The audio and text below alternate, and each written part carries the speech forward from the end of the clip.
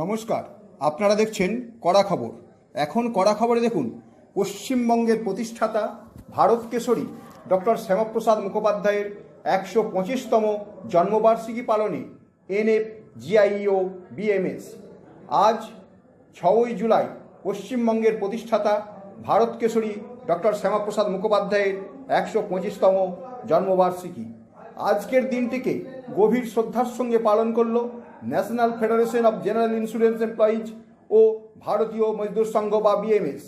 এই উপলক্ষে আজ কলকাতা রিজিওনাল অফিসে উপস্থিত ছিলেন DGM Rajib Singhal, regional manager Debasish Das ও প্রশান্ত কুমার।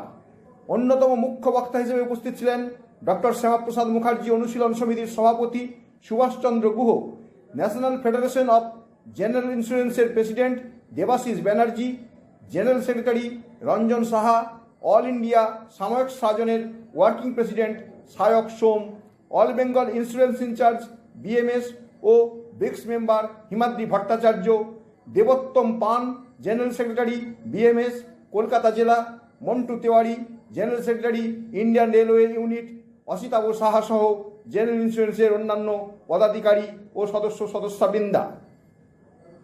অনুষ্ঠানের শুরুতে প্রদীপ প্রজ্বলন করেন মুখ্য বক্তা ডক্টর শ্যামাপ্রসাদ অনুশীলন সমিতির president Subhashchandra Guha, DGM Rajib Singhal, all Bengal insurance in charge Himadri Bhattacharya সহ অন্যান্যরা। এরপর একে একে ডক্টর শ্যামাপ্রসাদ মুখার্জি ও ভারত মাতার প্রতিকৃতিতে পুষ্পার্ঘ্য অর্পণ করেন তারা। আজ প্রধান অতিথি হিসেবে উপস্থিত থাকার কথা ছিল রাজ্যের শ্রম ও পরিবহন দপ্তরের মন্ত্রী অর্জুন সিংয়ের, কিন্তু আজ রাজ্যে ভারতের স্বরাষ্ট্রমন্ত্রী অমিত শাহ আসার জন্য তাকে বিমানবন্দরে অভ্যর্থনা জানাতে যান তিনি, তাই তিনি আসতে পারেননি। তবে তিনি তার শুভেচ্ছা বার্তা পাঠিয়েছেন। এখন কড়া খবরে শুনুন আজকের মুখ্য বক্তা ডক্টর শ্যামাপ্রসাদ মুখার্জি অনুশীলন সমিতির প্রেসিডেন্ট সুভাষচন্দ্র গুহ কি বললেন। এইটা হবারই ছিল, এবং যখন ভুল করি আমরা, ভুলটা যখন ঠিক করে ফেললি তখন আমরা খুব শক্তিমান হয়ে উঠি। কারণ কি, আমাদের কোনো আর ডাউট থাকে না। আজকে কি হলো, শ্যামাপ্রসাদকে নিয়ে ঘরে ঘরে চর্চা আরম্ভ হয়ে গেছে। অবাক হয়ে যাচ্ছি, পাগলের মতো লোক শ্যামাপ্রসাদকে খুঁজছে। এটাই হবার ছিল, হয়েছে, প্রকৃতির নিয়মেই হয়, মানে একটা বিপ্লবের মতো হয়ে গেছে। এটা কি সরকার এরা বলে মানুষ বদল হয়েছে, বদল চেয়েছিল বা বদলাতে চাইছে সেটার জন্য? না, সরকার কিন্তু খুব দরকার আমাদের এখানে আসার। সরকার ব্যাপারটা কি হয়, আমি একটুকে বললাম যে যিনি চেয়ারে বসেন তাকে আমরা খুব মান্যতা দিই। এই যে সরকার হয়ে গেছে না, তাকে মান্যতা দেওয়াটা দায় এসে যায় সবাই। সেই হিসেবে আমরা এই বিষয়ে খুব লয়াল আমরা। সেই জন্য সরকার পাল্টানোর কাজটা খুব জরুরি ছিল। যে কোনোভাবেই হোক সরকার পাল্টানো গেছে, এটা একটা বড় ঘটনা। সুভাষদা, যেহেতু দীর্ঘ ৭৮ বছর ধরে শ্যামাপ্রসাদ নিয়ে কোনো চর্চা হয়নি বা পশ্চিমবঙ্গবাসী শ্যামাপ্রসাদকে ভুলে গেছিল, নতুন করে শ্যামাপ্রসাদকে জাগাতে গেলে আপনারা যে শ্যামাপ্রসাদকে নিয়ে কাজ করছেন এই ব্যাপারে কি বলবেন?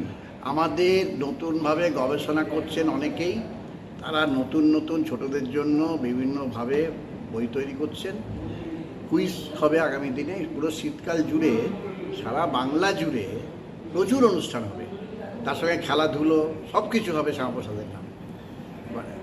খুব ভালো দিন আসছে, আগামী 6 মাসের মধ্যে বুঝতে পারবেন শ্যামাপ্রসাদ নয় বাংলা হয়ে গেছে। আজকে অর্জুন সিং বলেছে যে শ্যামাপ্রসাদকে নিয়ে পাঠ্য বইয়ে অন্তর্ভুক্তি করা উচিত, কি বলবেন?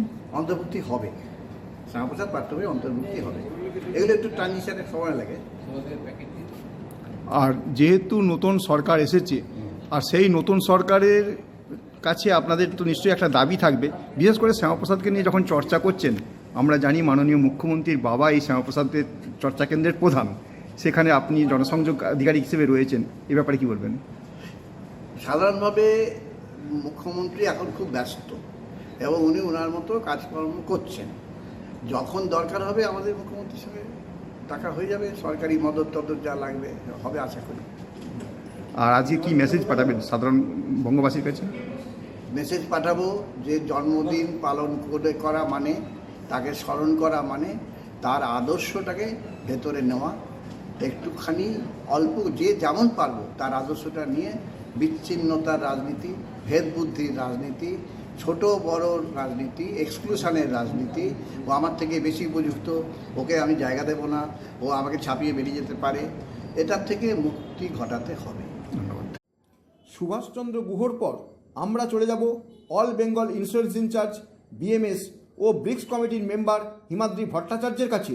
শুনব আজকের এই দিনটি প্রসঙ্গে কি বললেন তিনি। আমরা একটা পুরনো অর্গানাইজেশন এবং বিমা, 4টে বিমা company, new India assurance, national insurance, United India এবং ওরিয়েন্টাল, এই 4টে কোম্পানির মধ্যে বিএমএস অ্যাফিলিয়েটেড সবচেয়ে পুরনো ট্রেড ইউনিয়ন হচ্ছে national federation of general insurance employees, যেটা এনএফজিআই বলা হয়। এবং তারপরেও আরও দুটো কাস্ট লেভেলে একটি অ্যাসোসিয়েশন, বিমা সঙ্গম সিএসসি, আরেকটি পিডাব্লিউডির অ্যাসোসিয়েশনও আছে সামাজিক সংগঠন, এবং ওবিসিদের একটি সংগঠন আছে, সেটাও বিএমএসের অল ওভার ইন্ডিয়া। এটা এক ধরনের প্রথমবার উদ্যোগ, কারণ পশ্চিমবঙ্গ ট্রেড ইউনিয়ন এবং ইতিহাসকে গড়া এবং ইতিহাসকে নতুন করে করা একটা পৃষ্ঠভূমি। এবং পশ্চিমবঙ্গতে প্রথমবার রাষ্ট্রবাদী সরকার আসার পরে এই আমরা যে ইতিহাসটা এতদিন ধরে শুনেছি, দেখেছি, তাতে ডক্টর মুখার্জিকে খুব একটা স্মরণ করা হয়নি। এটা একদম সত্যি, এটা বাস্তব যে ডক্টর মুখার্জি ছাড়া আমরা এখানে থাকতে পারতাম না। বহু বক্তা তাদের প্রোগ্রামে বলেছেন যে এই জায়গাটা হিন্দু হোমল্যান্ড হয়, এটা ডক্টর মুখার্জির কনসেপ্টেন এবং তারই দূরদর্শিতার একটা প্রমাণ। নইলে হয়তো আমরা আজকে ইস্ট পাকিস্তান এবং বাংলাদেশের সঙ্গে থাকতাম। তো এবং তাতে দাঁড়িয়ে তৎকালীন সময়ে যে হিন্দুদের যে অবস্থানটা ছিল, অর্থাৎ 22% 48 সালে ইস্ট পাকিস্তানে হিন্দুদের অবস্থান ছিল, আর আজকে সেটা 6 থেকে 7% জায়গায় এসে দাঁড়িয়েছে। এবং পাকিস্তানও, পশ্চিম পাকিস্তানে 16% হিন্দু মেজরিটি, হিন্দু সম্প্রদায়ের লোকজন ছিলেন, আজকে সেটা 2% বা 1.5% এসে দাঁড়িয়েছে। তো ওই জায়গাটা, সেই জায়গাটার করারই প্ল্যান ছিল, কারণ কলকাতা একটা পুরনো সিটি এবং তাই না, কলকাতা ভারতবর্ষের একটা অর্থনৈতিক মানদণ্ড ছিল। তৎকালীন কালের মুসলিম লীগ এবং কসাই সোহরাওয়ার্দীর এটাই একটা উদ্দেশ্য ছিল যে এই জায়গাটাকে একদম এইভাবে বাংলাদেশের সঙ্গে বা পূর্ব পাকিস্তানের সঙ্গে মিলিয়ে দেওয়া। তো এটার বিরুদ্ধে যিনি আমাদেরকে পথ প্রদর্শক হয়ে উঠে দাঁড়িয়েছিলেন, তার নাম হচ্ছেন ডক্টর শ্যামাপ্রসাদ মুখোপাধ্যায়, এবং সেটা উনি সফলও হয়েছিলেন। খুব অল্প সময়ের মধ্যে বিভিন্ন পথসভা, বিভিন্ন জাগরণ মঞ্চ করে উনি আমাদের সমাজকে বোঝাতে মানে সফলতা পেয়েছিলেন যে আমরা ভারতবর্ষের সঙ্গে তাতে মুসলিম মেজরিটির পার্ট যদি পাকিস্তানের সঙ্গে যায়, তার জন্য আমাদের কোনো দেখার দরকার। এবং আলটিমেটাম তাই হলো। 20 জুন তৎকালীন পশ্চিমবঙ্গ প্রাদেশিক বিধানসভায় এই প্রস্তাবটাই পাস হয়, যে বঙ্গভঙ্গ প্রস্তাব পাস হয়, হিন্দু হোমল্যান্ড হিসাবে পশ্চিমবঙ্গের সৃষ্টি হয়। তো এটার প্রধান কারিগরটাই ছিলেন উনি, এবং ওনার এই অবদানটাকে আমরা যারা বর্তমান প্রজন্ম এবং পরবর্তী প্রজন্ম যারা রয়েছে তারা কোনোদিন কেউ ভুলতে পারবো না। কিন্তু দুর্ভাগ্যবশত ওনার এই ইতিহাসটাকে, এই ইতিহাসের এই শক্তিটাকে কিছু লোক যারা এই জিনিসটাকে চাইতো না, তারা এটা ভুলভাবে ব্যাখ্যা করে ইতিহাসটাকে চেপে রেখেছে।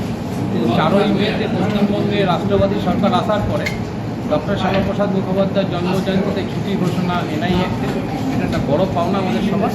এবং ওনাকে স্মরণ করা এবং ইতিহাসটা সঠিকভাবে নিয়ে যাওয়া, তার একটা প্রয়াস এইমাত্র শুরু, এবং আগামী দিনে এটা একটা অন্য জায়গায়। এরপর আমরা শুনব আজ ন্যাশনাল ফেডারেশন অফ জেনারেল ইন্স্যুরেন্সের প্রেসিডেন্ট দেবাশিস ব্যানার্জির কথা। শুনব এ প্রসঙ্গে তিনিই বা কী বললেন।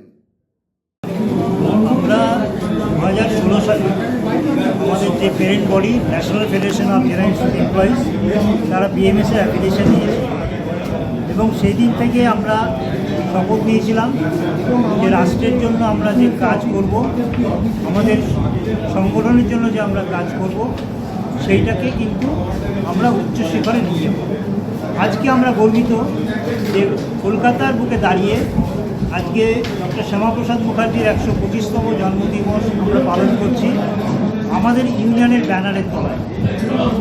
এই উদ্দেশ্য একটাই, সেটা হচ্ছে যে আমাদের যে উদ্যোগ, এই উদ্যোগটাকে আমরা সারা সাধারণ বিমায় ছড়িয়ে দিতে চাইছি যে এই যে রাষ্ট্রবাদী একটা নেতা, এই প্রকৃত যে একজন শিক্ষাবিদ তার যে অজানা তথ্য, সেই তথ্যগুলো কিন্তু আমাদের কাছে অন্ধকারে রয়েছে।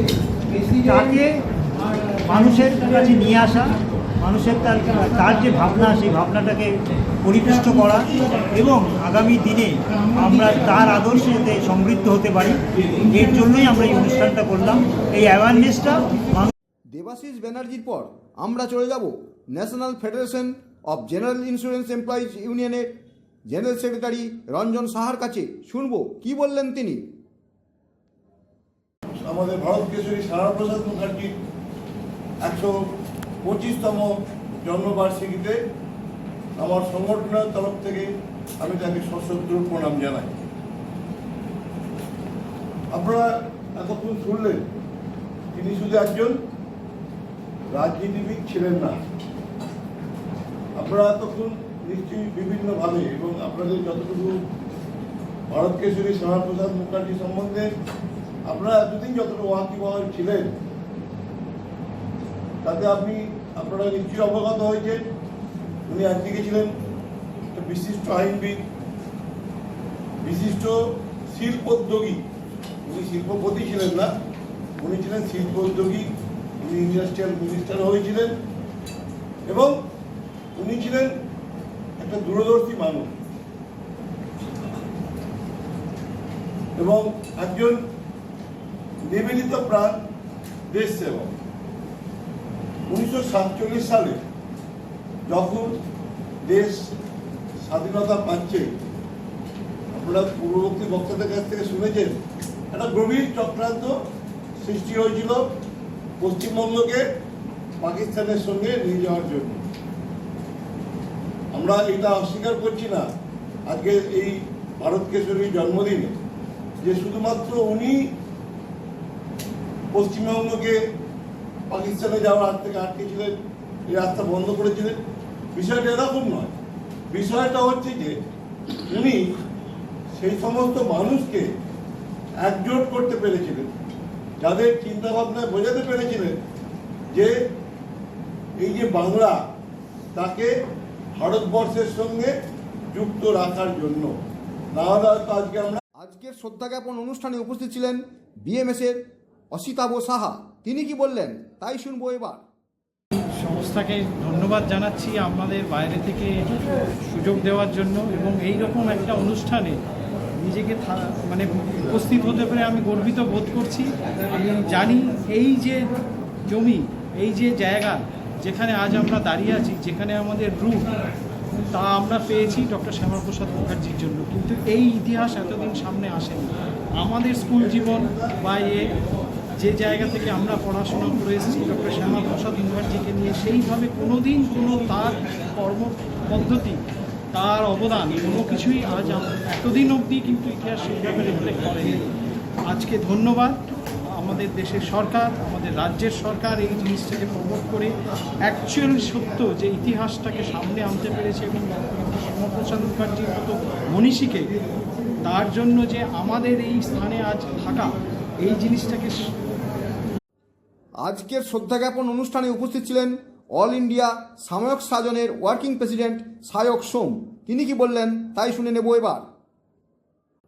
আমি বলবো যে এটা খুবই প্রয়োজন ছিল।